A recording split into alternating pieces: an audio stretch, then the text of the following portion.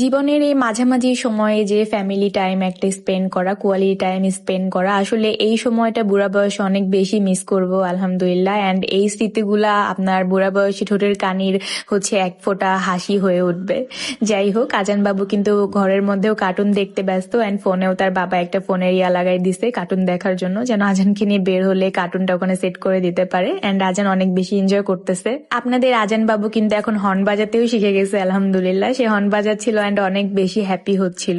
আসলে বের হওয়ার যে উদ্দেশ্যটা ছিল সেটা হচ্ছে আব্বুদের জন্য কিছু একটা নাস্তার ব্যবস্থা করা। দেন আমার হাজবেন্ডের একটা পরিচিত দোকান ছিল, দোকানে নাকি অনেক বেশি মিষ্টিগুলো অনেক মজার।